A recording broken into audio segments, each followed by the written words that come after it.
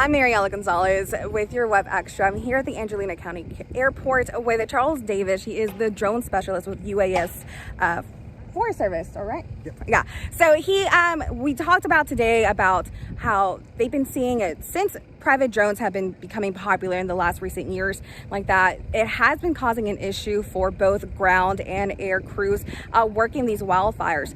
So Charles, tell us, the Forest Service itself, they use their own drones, and tell us how they communicate that with the aircrafts and ground crews when they're out fighting.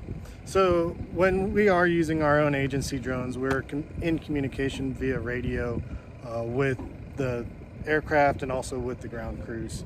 We have special channels that we'll talk to each other on, and then we also have some other capabilities through iPads and tablets and stuff like that we can see aircraft in the air, so we can keep a visual eye, so to say, on the airspace as well. The biggest thing is still just that communication, because even though we can see all the manned aircraft, they can't see us. We're too small to be able to be seen. So tell us about what these private drones, if people are out flying these, what dangers it poses to the aircrafts. So the dangers that are imposed to the aircraft are like, it could clip a wing, it could clip a rotor blade on a helicopter, or it could be even more catastrophic that could cause a crash, and then that's just not good at all. And then of course, we also see ground crews, fighting those fires like that. What danger does it pose to them?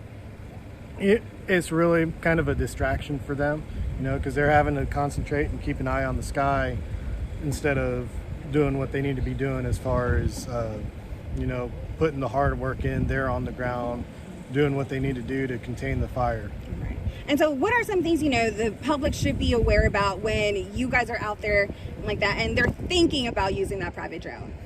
I would say, if you're thinking about using your private drone and there's a fire there, just don't put it up.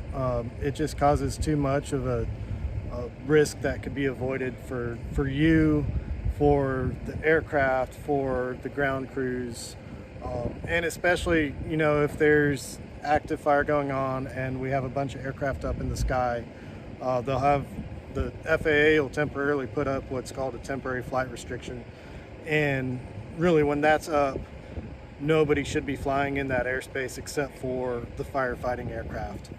We, as agency UAS, we even have to get special permission from the FAA to include ourselves in it. And so if somebody privately wants to throw their drone up and that flight restriction is up in the air, that could also mean like legal troubles with the FAA should they get caught doing it. Yeah, so there's an investigation that goes through if you guys encounter one, Yep. Correct? All right, perfect. Well, thank you so much for all your efforts you guys are doing out there. Again, we have the Forest Service out here fighting fires in East Texas that we've seen highly in the most recent weeks. You can catch more on this story tonight at 6. I'm Mariela Gonzalez with your WebXtra.